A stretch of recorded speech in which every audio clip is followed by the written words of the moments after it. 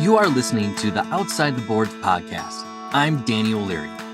For most of my professional career, I have worked in mainstream sports for some of the world's leading sports organizations and properties and blue-chip brands, helping to create award-winning omni-channel marketing campaigns, result-driven sales strategies, and impactful brand-building initiatives. But all that work doesn't compare to the fun, excitement, and challenges I've been fortunate to experience working for the king of all sports, polo. For nearly a decade, I've put my heart and ambition into helping advance the sport of polo. I've made lifelong friendships, met some incredible people, traveled to memorable polo destinations, and heard the craziest stories.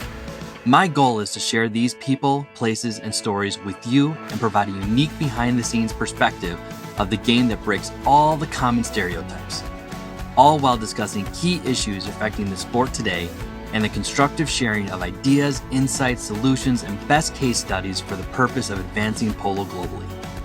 Every week, I will have honest conversations with polo industry leaders, enthusiasts, and awe-inspiring people who make this sport great and fun to be around.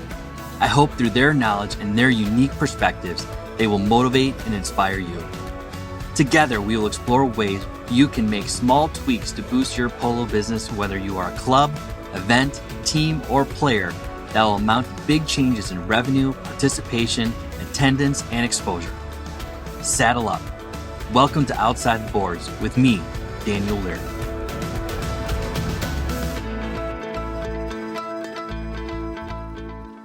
Hi everyone, Danny O'Leary here. We are a little more than 2 weeks away from Christmas. It is getting colder up here in Chicago, but still no snow. Family holiday cards have been mailed and Christmas shopping is about 99% completed. The Argentine Open between La Dolfina and El Erstina is this Saturday. If you are wondering how to watch, I encourage you to subscribe to AAP Live. So the Argentine high goal season will be coming to a close this weekend. My guest on this episode of Outside the Boards is my very close friend and Chicagoland polo player, Mr. Chris Vangel. I know, many of you are wondering who the hell is Chris Vangel. If you are from Chicago or Jamaica, Chris is a household name, loyal friend, and beloved polo player.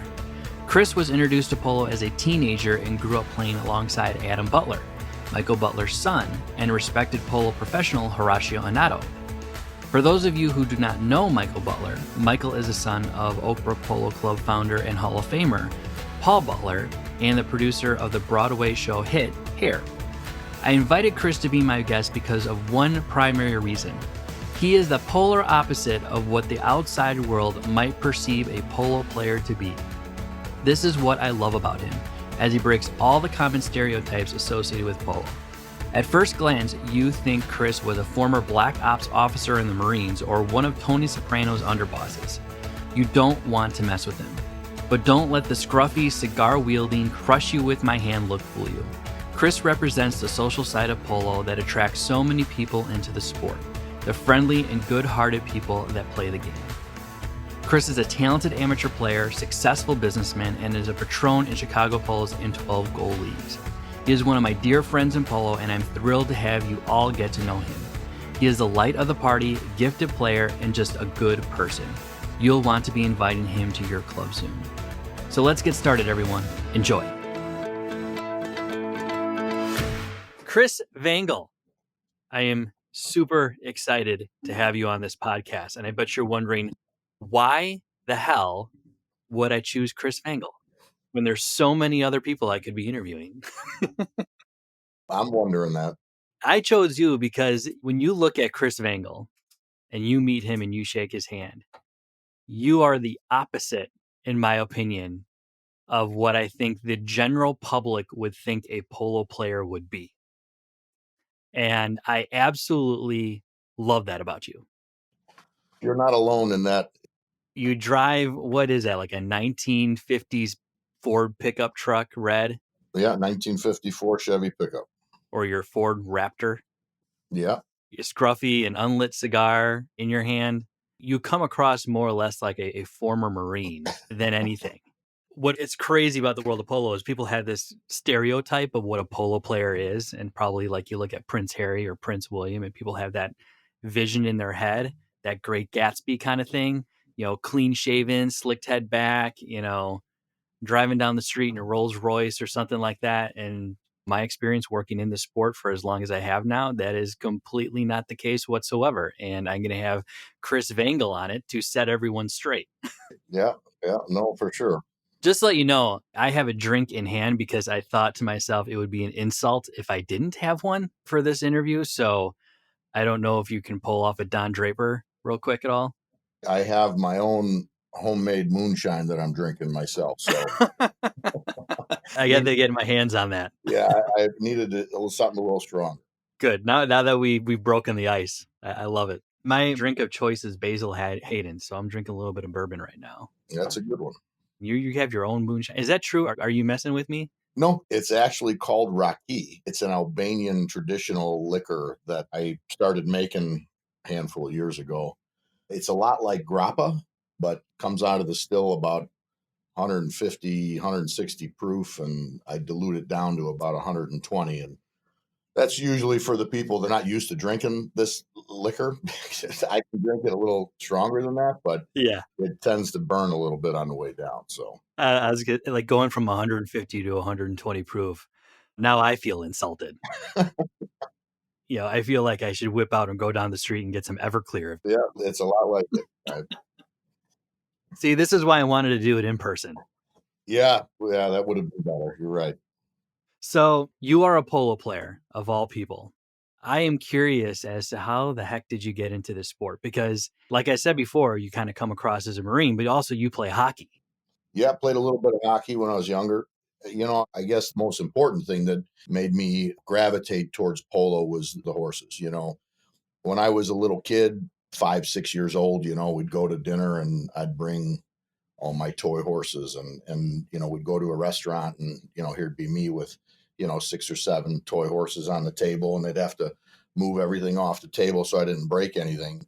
So I've always had a passion for the horses and training horses, and it's been really something that I've always wanted to be a part of my life. Were horses already in your family at that time when you were a little kid?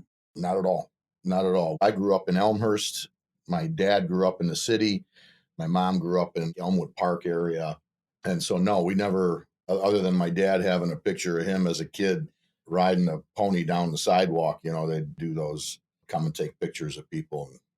But no horses, no nothing. When I was about 13 years old, I would say my dad bought a farm, and, he wanted to buy me some horses because he knew I loved him. And so he bought 3 horses that couldn't be ridden. So, a mare and her baby that hadn't been separated. The baby was, I think, 5 or 6 years old at the time, never broke. And I just decided that I was going to figure out a way to get them ridden. So we ended up, I was still a little young, not knowing what the heck I was doing. So we had somebody break those horses. And after getting thrown and falling off a number of times, I think my dad realized that we had to go a different route. He had an interesting friend right about that same time. He became friends with Michael Butler. Mhm. Michael Butler, obviously, Dan, his family was really instrumental in polo in this community in the Oak Brook area, bringing polo here. So he made that relationship with Michael, and instantly I gravitated towards his son, Adam, and not knowing really how to ride or what I was doing, I just wanted to spend time there at the barn and with them to kind of just be around the horses. And, polo was secondary to me. It was just a means to enable me to be around the horses and to spend time riding and to really just, enjoy something that I loved. And so when I started going out there, there were a couple other people, with names that will probably be familiar to a lot of people. James Rice. James Rice used to work for Michael. He's known, I guess, around the world for his ability to train horses and have an eye for horses. And he worked with another gentleman by the name of Jack Murphy.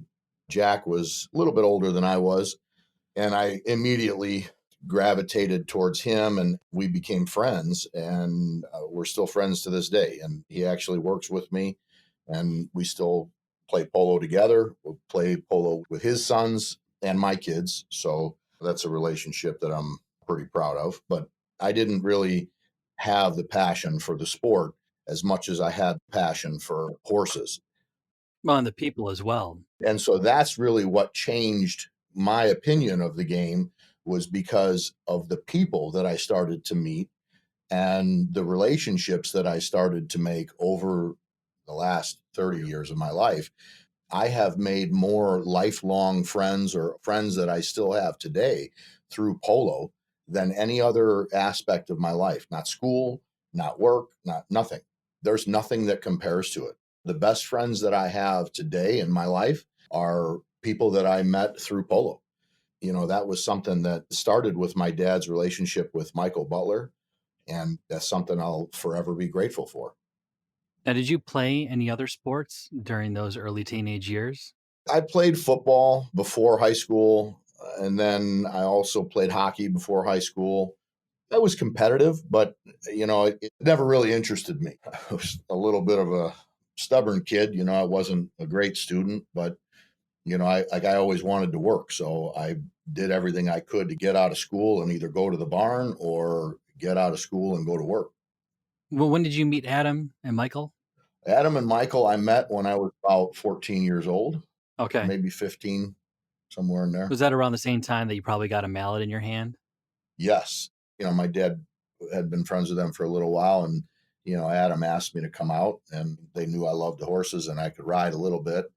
And so I started taking lessons with Adam and Jack Murphy out at Brook Polo Grounds there. And were you doing it frequently at that time, like even through college? Yeah, as much as I could. I ended up buying, I think, my first polo horse from Adam at about 16 years old. Because you knew what kind of horse to buy at that point? Well, no, I ended up, I still was a little stubborn, because I couldn't afford to buy what I should have had, but I always thought, because of my love for horses, and I always figured I was a little bit more patient and I could get more out of them. Again, I kind of gravitated more toward the horse training than anything else. And the competitive side of me didn't come about until maybe 17 or 18. That's when I started to get a little bit more competitive and, looking to win more. But Mhm. until then, it was more just about the horses. Did you kind of throw yourself into it and then you found yourself competing in tournaments, or was that kind of a long process for you to get comfortable on the horse? Yeah, I was comfortable. I mean, not that I could ride, but I was comfortable from day one. First time I got on a horse, it was like I felt like I was meant to be there. But I worked with some other people, after working with Adam and Jack. I worked with another gentleman, Steve Yackley, and he ended up having a pro coming from Argentina. His name's Horacio Onetto, is again another name that you are very familiar with, as are a lot of other people. Mhm. And he and I just became real close. He lived with me for a couple summers. I went down and stayed with him in Argentina. And playing with him, he was always, and he still is, the kind of guy that just pushes you, and he'll push you outside of your comfort zone. He'll push you any way he can. And the drive that he has to win, it's hard to not have that drive when you're playing with him. Mhm. He's always the first one back to the lineup. You could be down by 7 goals, and he never quits, ever. He never quits. And that was something that I really took away from him, and changed again my competitiveness. That's when I started to get on more teams, and I'd have people start asking me to play for them. And we were playing against some really good teams in the Chicago area here, Angelo Coronamos and John Green. They used to put some pretty competitive teams in. They played all over. So we had our hands full, and it really made a big difference for me on the competitive side. Now, I never asked you this question before, Chris, but do you have any siblings? One sister. One sister. Yeah, one sister. And does she have an interest in horses at all or no? She loves horses, but she's afraid of them. She's ridden a little bit, and she rode a little bit when she was younger, not anything formal. We used to have some horses at our farm, so she'd ride a little bit there, but she's afraid of horses. So, but all my kids and all my nieces have all taken lessons, and some of them still ride, and others still enjoy it, but just that they don't have a passion for it. Your daughter Bella, she's talented, isn't she? Yep, yep. She's actually been playing more the last few years. And now she's actually going to go to Montana State University, who has a polo program there as well. And that was one of the reasons that she chose that school. Oh, wonderful. Big Sky, man. I'm jealous. There's a good excuse to get out there now. Oh yeah, it's beautiful out there. Because you picked it up, did your dad ever pick it up with knowing Michael and how you gravitated towards it? No, my dad's ridden a horse maybe handful of times, maybe 5 times. One of them was on a pack trip that we convinced him to go on into the mountains in Pinedale, Wyoming, and it was about a 12-hour horseback ride into the mountains. And after about the first hour, he kept asking every clearing we'd come to, he'd say, "Oh, this is the most beautiful spot for a camp." He said, "I can't believe this is where we're going to stay." And they said, "No, we got to keep going." And then by about halfway there, he leaned over to me and he said, "I think this guy thinks I'm hiding from the law." He's not real comfortable on horseback. Yeah. Now, what handicap did you get yourself up to? So I was a 2 outdoor and I believe 4 indoor. Okay. Indoor was kind of because it's Chicago and I used to play through the winters with, again, I keep bringing up these names. Don Healy, he was another guy who was really had a higher rating indoor. I always loved the indoor game. It's real fast and you can kind of play the game a lot different. You're Mhm. using the walls, you're using angles and that more than you are outside. Outside it's a big open game and you're dependent a little bit more on your horse flesh. You need to have fast horses, and indoor you can have quicker horses and get more done. Were you playing at the Armory down in Chicago? I started a little bit after that whole era. Okay. So where were you playing arena then mostly? Fox Meadow. Okay. Well, I played at Culver a bunch of times, but primarily there. We used to have they used to do a lot of games, and we had quite a few chuckers there I think it was Tuesday, Thursday, Friday, or Saturday, Sunday. Sometimes we'd be there till 9 o'clock at night, start at 5 or 6, and we'd have 8 to 12 chuckers a night. Hmm. Now you have your daughter Bella, your son Nick. Are those your only two kids? I have one little one that's Anastasia, and she just started riding this past year. Uh-huh. She hadn't swung a mallet yet, but I think that's something that she's going to be headed for. She's just right now enjoying learning how to ride. So Yeah. How about Nick? You think he's gonna get on a horse? he rides and he's played a little bit, but he's a hockey player. The first time Horacio and I got him out there with the kids, he went and sat in one of the goals and he told us he was the goalie. So he was only about, I think he was 8 or 9 at that age. So he's got really good balance. I hope he ends up picking it up or sticks with it a little bit more. He likes the horses. He likes to ride, but right now he's playing pretty competitive hockey. So time is a bit of an issue. Yeah. Is that year round, the competitive hockey? I mean, if it's anything like soccer? The fall season goes all the way, I think, to February. And then we play the spring season till about May or June. And then they start the summer season. And yeah, it goes pretty much year round. There's very, very little time off. So outside of Chicago and playing here, where else have you played? I played up in Wisconsin a few times. I played in Jamaica. That's pretty much it. I think St. Louis, I went and played Peoria. I played so a little bit all over the state and then Wisconsin primarily. But then, like I said, I played in Jamaica. I played a number of times in Jamaica. Some friends that I met down there. And again, I'm still very close with. That's right. You have great friends in Jamaica and have played down there. They've obviously come up here. How did that relationship start? So that started again through polo. A friend of mine who was a competitive player and veterinarian up here, John Kuhn, I'd played with him quite a bit up in the Chicago area here, and he was going to get married. And so he was looking to go down to Jamaica and have his wedding, get married, and play some polo. And so he invited me and my cousin to go down there with him. And I met the Melville family and their whole crew. And that was, geez, that had to be over 20 years ago.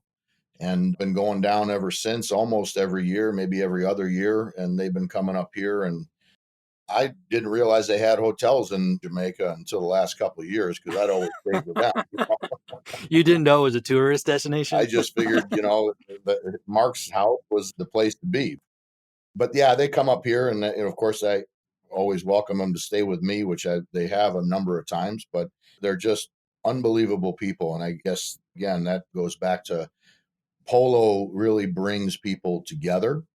You meet people from all different walks of life, and people that are there for different reasons. And most of the people that I have met in polo are just really good people. It's something that you can play. You can go down to Florida and you can go to any club and find someone that would be willing to mount you and get you in some chuckers. And it's a very unique sport from that aspect. I mean, if I played football and I went to California, I mean, you wouldn't have that opportunity.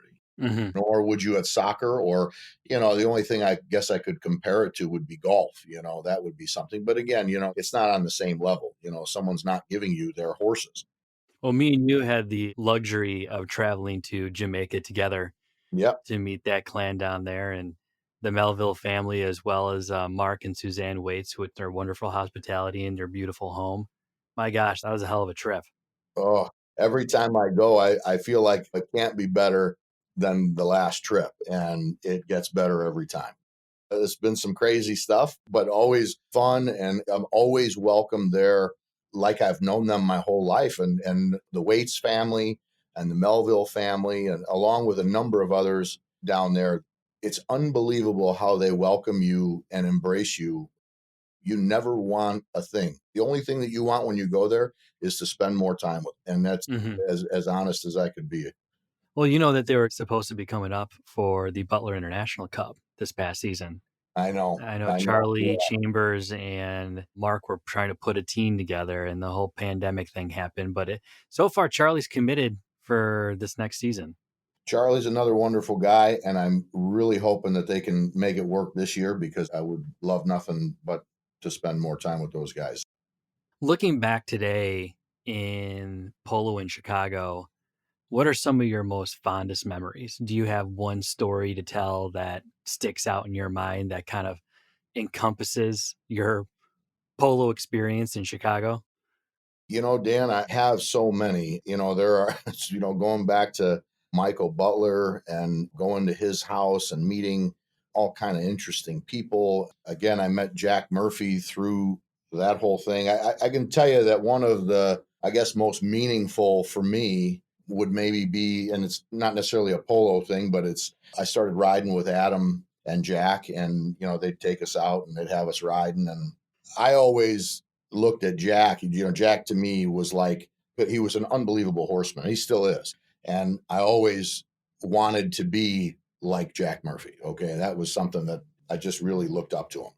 So, he and I started to hang out, and I spent quite a bit of time with him. And one of the most significant times for me, or the thing that I remember, and Jack doesn't even remember this, but he called me over. We were all riding in a field and sticking balling and schooling horses, and he called me over and he asked me to hop off the horse. He said, you already wore through that one. He said, this horse is a little more horse than you're used to, but he said, I think you'll be fine.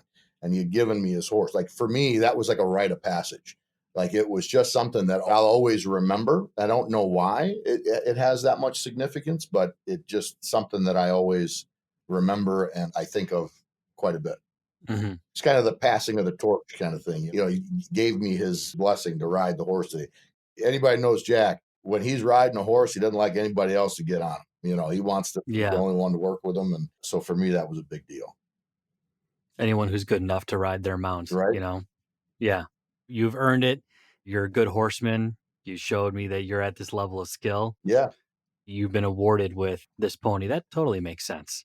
That gives me a good impression as to why ever sometimes are very hesitant when you have visiting teams from overseas and what have you. And I don't know how that person rides. I do know how that person rides. I don't really want them on my mount. So that totally makes sense. Totally. Chicago has kind of gone through its ups and downs in polo a little bit. Do you think that it's on the up and up again? There's a lot of growth in the last 3 years. Do you think it's going on the right trajectory? I do. I think polo is one of the sports that can be difficult because you typically have a very small amount of people making the greatest contribution. Hmm. And what ends up happening is they tend to dictate how things are going to go. The only thing that I could see improving would be if we can lose the egos when it comes to what would benefit polo. I think polo has come along, and you say 3 years, but I think really in the last 2 years, it's really significantly increased. And I think it has a lot more potential in the Chicago area. I see a lot more interest than I did before. There's a lot more people involved, even not necessarily playing, but there's more interest in people wanting to see polo and wanting to enjoy it. I think it's a great thing, and I think it has a lot of upside. But again, I think in order to really accomplish that, we need to at least kind of stick with our roots and know what got us here. And I guess take maybe a little bit of the ego out of it in order to really get to the next level. Yeah. Do you think that's kind of universal though, to an extent, maybe in other clubs or organizations? I do. Unless you're in a market that is saturated with a lot of people and a lot of teams, then it's a little different. But for the most part, I think across the country, you're dealing with that because, again, you have a very small amount of people making the largest contribution. And in the Chicago market, obviously Jim Drury has taken on an unbelievable undertaking in what he's done here and has really been the one to carry the torch and got us to this point. But Jim is only going to be able to carry us so far. He has to hand that torch off at some point. Hmm. I don't want Jim to hand that torch off. I would love to see him involved in polo because he's great for the sport. But at some point, someone has to take that on. And if it's not the right person, then we'll hit a speed bump. Hmm. So I just commend him for what he's done. I just want to make sure that ultimately polo in this community thrives. Hmm. But you're right. It's no different than any other, I don't know how to say smaller market, but I'm taking that theory for this type of market. Yeah, our challenges are not isolated. No, They mirror other clubs or other networks, if you will's problems, same as we. across the country. Is there a particular area within Chicago polo that probably needs to spend more time developing in any sort of way? Or is it kind of a combination? You look down from the top down effect as well as a bottom up. Yeah, I think it's across the board. I mean, there are a couple of programs in the area here now in the summer that are nurturing the 1 and 2 horse players. You know, I think Larry has really changed that aspect of it because now you have people that are playing that have 1 and 2 horses that can only play maybe half a man. He's got a program now where you can kind of split a Hmm. team with somebody or get somebody started. And I think that has been something in this area that's been missing for a long time because you have to transition someone from, even where I was, I only had 1 or 2 horses, but you can't commit to a full team. Even when you have 6 horses, it's hard to commit for a full season, right? Yeah. You get horses that break down, you got something goofy happens and they get kicked in a pasture. Now you're doubling horses up, increase the chances of injury. And so you have to have that lower level has to pool together Hmm. to create some teams and things like that. I would love to see even more than one team. Larry has created a program where he's putting an additional team in and rotating people in and out of there. But some of the other areas, some of the other programs, the Barringtons, and I think Oak Brook has that program as well. But, that's where we have to start adding.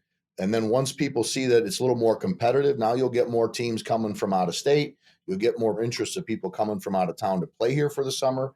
That to me it's a snowball effect. All these little things just continue to add to what polo is in this area.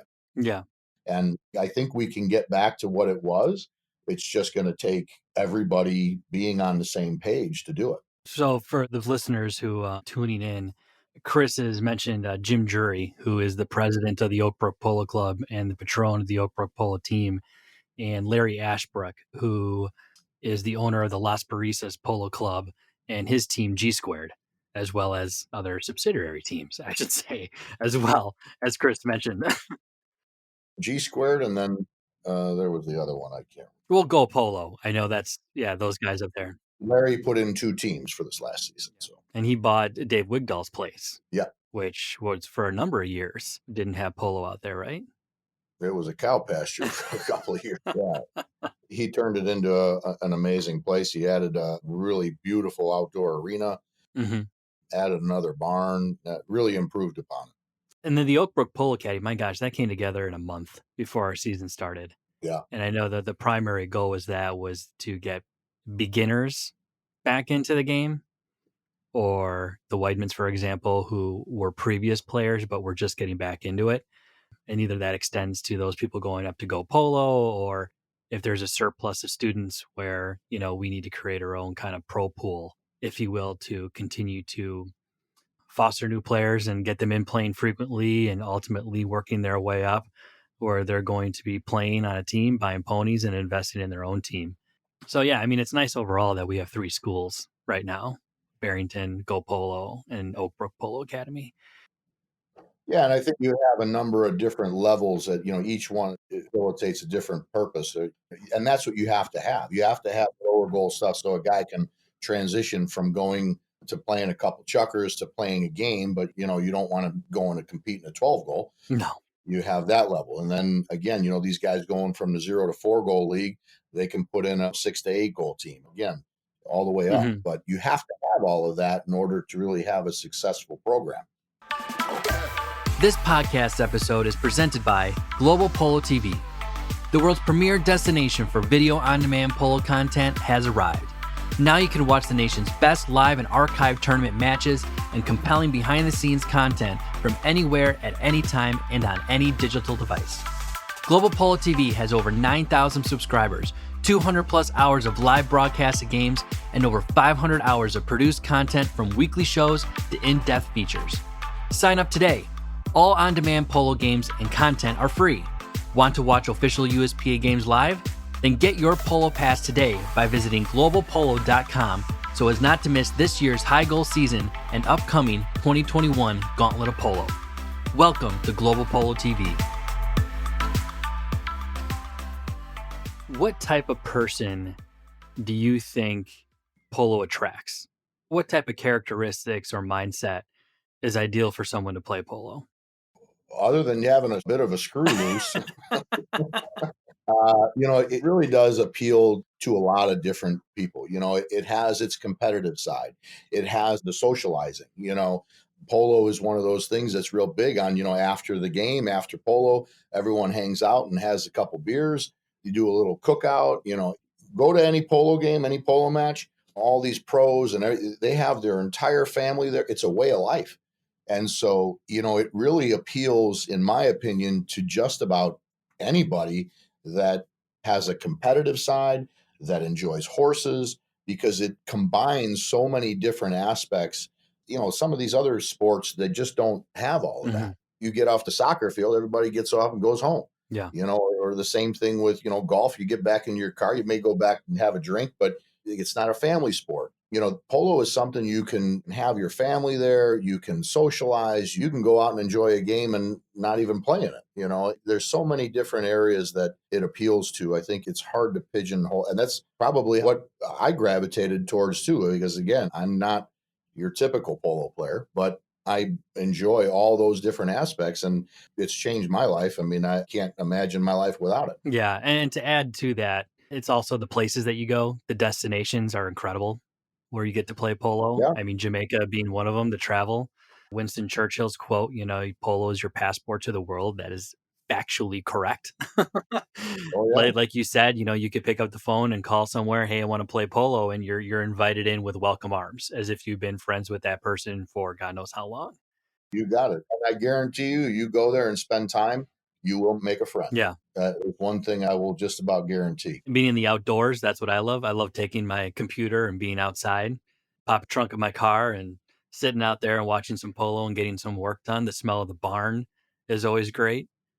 Do you think that, I know you mentioned you got to have a little bit of a screw loose to play this game, which is true. I always don't really understand the people that do Ironman kind of races. I'm like, there's something wrong with them. There's something wrong. Yeah. And there's something wrong with people that play polo too. Would you qualify polo as being kind of a bit of an adrenaline sport? Absolutely. Absolutely. There's no rush. For someone, especially that loves horses or likes that competitive. I mean, chasing somebody down the field or running down the field on a breakaway, somebody chasing you, checking you at about, 30 miles an hour, full contact. It's an adrenaline rush. There's no question. Yeah. What have been some of the injuries? It sounds like since 13, you've fallen off a horse one or too many times. Yeah. Yeah. I've had a few good ones. I have had a few good ones. Is there anything that stands out? I had a horse do a complete somersault. Actually, I didn't realize it. She had moon blindness. And so I was running down the field next to somebody, and we were going, and the field had just a little bit of a dip in it. She stumbled, and I went flying like Superman through the air. I think I broke 3 ribs. Ugh. That one. I had another one where my horse slid. I was turning, and my horse slid underneath somebody else's horse, and that horse tried to jump over the horse I was on, but she was laying on the ground and I was laying right next to her. When she jumped over, she landed right on me, Ah. right on both my thighs. It's probably the only place that I wasn't going to break something or be killed, but I had 2 huge hematomas or bruises on my thighs that were in the shape of a horse hoof print. So yeah, that was another good one. We're doing such a great job of getting people into the sport, and then we just ruined it right there. Well, I promise you, I got back up both times to finish the game. Oh, man. Well, I'll tell you, I mean, I'm not have the experience that you did, but my itch to get back on a pony and pick up a mallet is always bugging me every single season. Once you do it, you need to feed that adrenaline bug over and over and over again. There's nothing like it. That's for sure. There's nothing like it compared to any other sport. There really isn't. Yeah. I mean, to be on an animal like that is pretty incredible. You're on an 800-pound animal and you're asking him to run over, bump into somebody, stop, turn around, take off running, stop again. It's a team sport because you get both aspects. It's a team sport, but it's also independent. You have got to control your horse, and you have to get your horse to do something that is not natural for him to do. Mm-hmm. It's amazing. Do you think that your horses or polo horses in general get a little pep in their step when they go out and play? Oh, yeah. Oh, yeah. There's some that, they're standing at the trailer just, you can see it in them. And they know when it's game time as opposed to when it's a practice. Yeah. I have had and have currently horses that you go on the practice field and, they're just as quiet as can be, but you walk out with white pants on, they throw that ball in for the first time and they are just jacked up and ready to compete. Do you think polo ponies in their mind do what they want to do sometimes instead of the rider on top where they see a ball go somewhere and they immediately go after it without you even having to direct them? Oh yeah. They start to know the routine and what's expected of them. And you get some special horses that, you can just put your hand on their mane and they'll take you to more plays than you're going to get to yourself. But horses are an amazing animal. They've taken us into battle. They've taken us to our grave. They've done everything that you could ask of them. It's an amazing animal, one that should be respected and treated as such.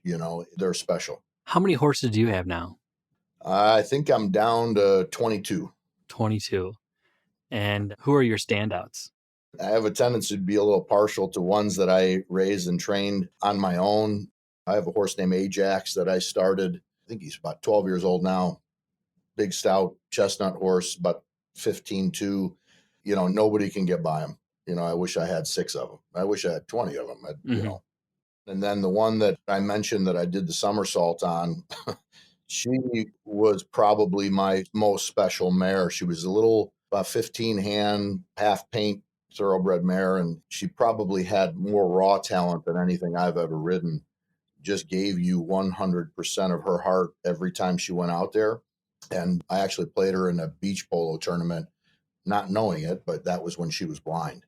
Mm-hmm. And so she actually couldn't see when I played her. I had no idea other than, we had her eyes checked after and then found out she was 100% blind. But that just tells you how much she trusted me. Yeah. So you never knew how long the problem was until then? No. Did the vet ever say how long she could have had that problem?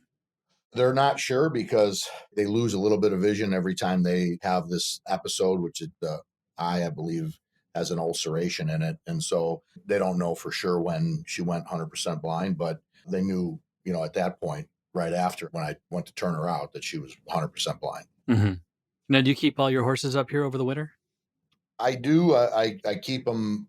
There's a friend of mine that I know down here in Ottawa, I believe that, she's got a big turnout facility. So I turn some out there, and then I have all my young ones in. I do some, any of the horses that need work through the winter, I'll do some indoor stuff with them, rotate them in and out. But mostly during the winter now, we just get the young horses going and get them ready for the summer season. Mm-hmm. Now, beyond Chicago polo community, what can the sport do better to use, in your opinion, to drive attendance? Let's take ourselves out of the realm of participation and get kind of from a spectator side. Or are there certain attributes of the sport that would serve well in attracting more people to watch, attend, that kind of thing?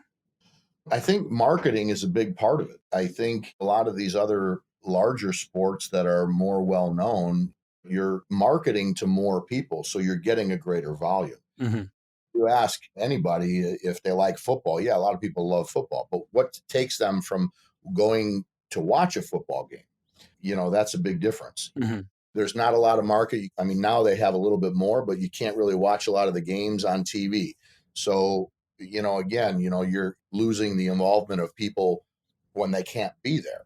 Mm-hmm. So you want to captivate somebody, let them see a game. Well, now they know, okay, that team is playing again next Thursday. Rather than watching it on my couch, I want to go to the game. Yeah. So I think marketing and the way we're approaching how people view the game or who's viewing the game, I think that can stand to improve a little bit. But you touched on something important compared to getting off your couch and going seeing something. Do you think that the live experience of a polo match far and exceeds, let's say, the live experience that you might get like at a football game? As long as the play is near you, yes. Mm-hmm. You can hear a horse running by you. You can feel that in your chest when you have 8 horses running flat out right in front of you, Mm-hmm. 8 feet away, 10 feet away. If you're at the other end of the field, it's not as captivating. Yeah. So from that standpoint, that becomes a little bit of a logistical issue, but it is what it is. You can't change that. Well, you're talking about the quality of the product that you have on the field. Right. And there's no question about it. You could easily draw on that comparison between professional basketball and collegiate basketball. I love collegiate basketball far more than professional because it's way faster. It's not broken up into quarters, it's broken up into halves. Right.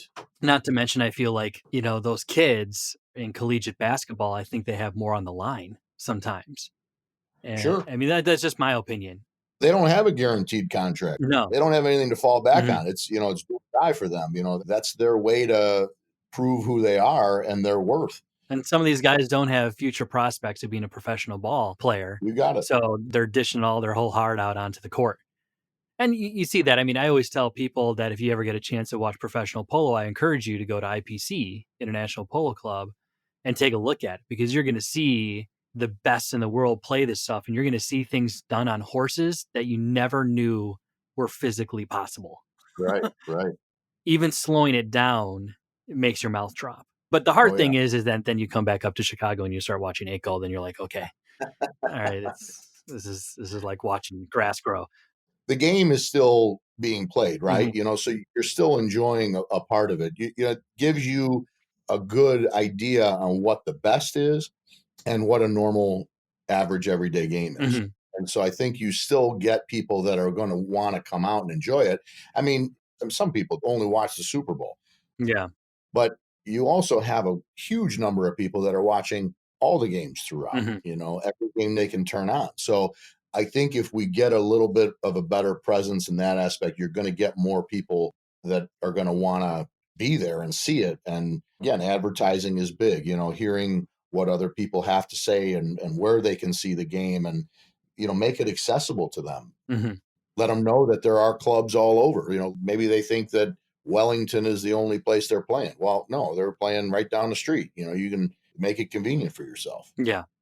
Is there a sport that you know of as a business that you think polo would best emulate? I have no That's idea. a tough question, I know. Yeah, that one's above my pay grade, Yeah, buddy. no. I ask people that because, in your experience, how do you look at it? I always tell people, I'm like, after being in this for so long, I think it kind of mostly resembles Formula One racing just because the economics of it are kind of the same in a way.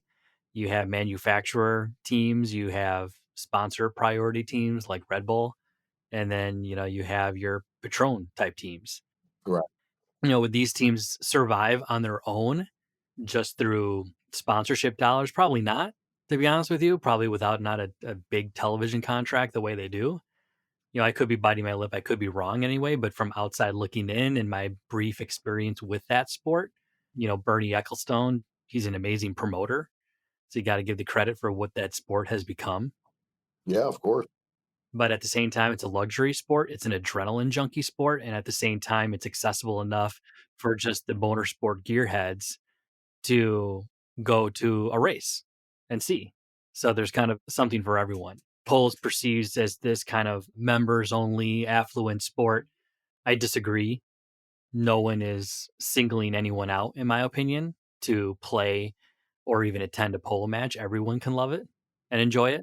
And you can enjoy it, Dan, on a number of different levels. You don't have to go from a spectator to putting in a team and playing the entire summer. Mhm. There are a number of different levels that you can compete at. And for a long time, I didn't have the financial wherewithal to sponsor a team, but I was able to buy a couple horses. Again, I bought horses that maybe, were not best suited for me, but that's how I learned to ride. But I bought horses I could afford and I enjoyed what I could. So there are a number of different levels that you can participate in. You don't necessarily have to go to the extreme. Yeah. So what's next in polo for Mr. Vangel? Are you just kind of casually continuing to play? I still to this day get huge enjoyment out of the raising and training of the horses and developing the babies that I have started and that I've bred on my own. But again, that competitive side always pushes me to continue. So hopefully this summer we'll see how things go. I'm going to try and put an 8 goal team in most likely, or work with somebody on getting an 8 goal team and then possibly a 12 as well.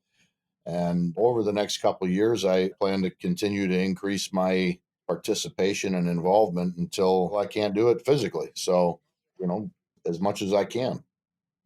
Well, we love having you, Chris. I don't think polo would be the same without you. I really don't. I appreciate that, buddy. I really do. You bring a fresh air to it. I always try to do what others did for me when it comes to polo. I was fortunate that I have had a lot of friends in this sport, and the guys that I grew up with them were kids. The Obregons, they were kids. I started before they did. And now they're, 4 and 5 goals. And when we're on the field, even if we're in a game, they'll lean over and they'll say, "Hey, listen, on that next play, next time you're coming down the field, get on the other side of the guy." That's what this is about. It's about being there and the friendships, and that it's competitive. Listen, every time I get on the field, I don't get on the field to lose. I get on the field to embarrass the other team. But I will also do my best to help the other players to get better as well. You never see Tiger Woods leaning over telling a guy, how to come up to the next ball. Yeah. This is something that I want to continue to pass on. And that's more important to me than the level that I play at, is helping young players and helping guys that are just getting started, or at any stage in their career, to enjoy the game more and to be more successful at it. Hmm. Because that's what people did for me. Yeah. All those people I mentioned are all the reason that I am who I am. So I appreciate your telling me that. That means a lot to me. No, absolutely, man. I'm very proud to call you a very dear friend of mine in this world. I know you've done things for me and love having you around. You're a guy who I can tell literally anything about, to anything that's frustrating me or any advice. So you're a great guy. I love having you around. Thanks, buddy. And I really appreciate you coming on and taking the time and telling your story. Anytime, buddy. I'm not going anywhere. So Good anytime you deal. need something, give me a call. All right, man. Hopefully we'll be having a steak pretty soon. Love you. Talk to you soon. This podcast episode is presented by Global Polo TV. The world's premier destination for video on-demand polo content has arrived. Now you can watch the nation's best live and archive tournament matches and compelling behind-the-scenes content from anywhere at any time and on any digital device. Global Polo TV has over 9,000 subscribers, 200 plus hours of live broadcasted games, and over 500 hours of produced content from weekly shows to in-depth features. Sign up today. All on-demand polo games and content are free. Want to watch official USPA games live? Then get your Polo Pass today by visiting globalpolo.com so as not to miss this year's high goal season and upcoming 2021 Gauntlet of Polo. Welcome to Global Polo TV. Now we have reached the part of the show where we address outside the board's issues affecting the sport of polo with the sharing of insights, ideas, and best practices towards solving everyday marketing, branding, and sponsorship problems, avoiding bad habits, or helping to navigate through new trends and how to best leverage those opportunities. Hey everyone, on this Insights episode, I want to talk a little bit about something that I've been encountering the last 2 weeks especially. And this is in regards to COVID and the pandemic. It's also in relation to sponsorship. And that is in the category of restaurants. So obviously restaurants have been a lot in the news. They've probably been the hardest hit in the hospitality industry when it comes to the pandemic, both employees, sales, and what have you. And here in Chicago with Oak Brook, we've been getting a lot of calls and a lot of conversations with local restaurants as things begin to open. Depending upon your state, if you're in Texas or let's say Florida, where things are opening up at 100%, there's a number of states where obviously capacity is capped at 20, 25%, which is not a lot. So they're still relying on those takeout orders, if you will. And as we approach the summer, there is a huge advantage to really increase the visibility of these restaurants and drive traffic to these restaurants for takeout. Now, this goes back to, the idea that polo is very tailgate friendly. It's an old tradition. Pull up your car, put out your chairs, put it out a spread, bring out the coolers, and etc. What we are trying to do, and some of the conversations are leading towards, is a number of unique and creative ways to increase the visibility and increase sales for these local restaurants for carry-out orders. And some of those obviously have been, hey, we're having a polo match this up and coming Sunday, and we would do a co-promotion with that restaurant, encouraging people to pick up their lunch or their meal at one of these restaurants and bring it to your tailgate, depending upon how many people it is. And we have gone even far enough with these restaurants where we're actually developing unique themed picnic baskets of the sort, whether it be for 2, 6, or even 10 people, that the menu in itself is predetermined that best emulates the polo lifestyle, that travels well, that serves well in a tailgate setting. Everything from burgers to filet mignons to even brunch type meals.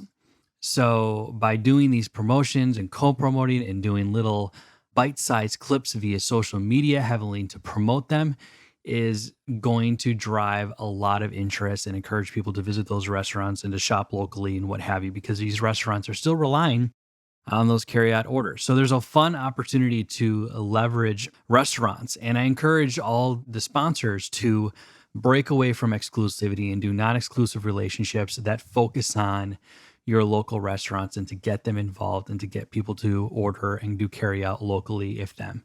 This is a hot topic. It's something that I've been having a number of conversations with restaurants all over the place, and we have come up with some fun and very unique ways going beyond some of the ideas in terms of carryout.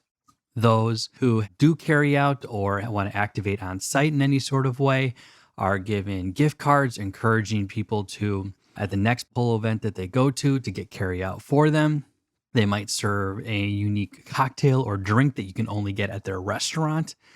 Again, doing very limited interaction if necessary, depending upon the guidelines in your state. So anything that obviously is going to help promote and to ultimately drive sales and obviously encourage people to eat there in the future, even if they are at limited capacity. So I wanted to share this insight because it's been a very hot topic. It's something on my mind.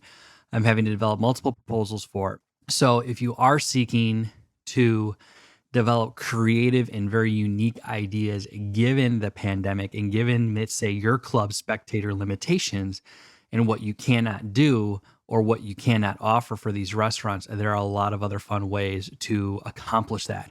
And these are just a few of the ideas that we're developing on our end that are getting very, very well received. And since, polo being as a hot topic, it might be something very visible within your local community. These restaurants know who you are. You're probably one of the very few bigger events or spectator events that are going on within your neighborhood on, let's say concerts or other major sporting events. This is something to take advantage of, and it's only going to help. So while they don't have a lot of money to give as part of it, this is a great way to both demonstrate community responsibility towards polo's contribution towards the local economy and its local support of local business. So there's a lot of value that can be done out here from a PR campaign, from a sponsorship perspective, you name it. You guys are both helping each other's industry. Restaurants are providing something very unique to the polo spectator and to polo, and polo is providing something of high value back to the restaurant by creating those additional sales channels that would probably not otherwise activate if we are up in full capacity and everything back to normal. So food for thought, everyone. So I encourage you, again, to look at restaurants, amplify or redevelop your strategy when it comes to local restaurants. And this also includes grocery stores as well. I know that we've done things in the past with local grocery stores, especially high-end ones, and creating picnic packages with them as well. So food for thought, everyone. Enjoy that and have a great day. That was a great episode. What is the one thing you learned from today's conversation? If this episode had an impact on you in some way, then I encourage you to visit and subscribe to our website at OutsideTheBoards.com for more episodes and interviews with incredible guests. Thanks for stopping by, my friends, and hope to see you on the polo field.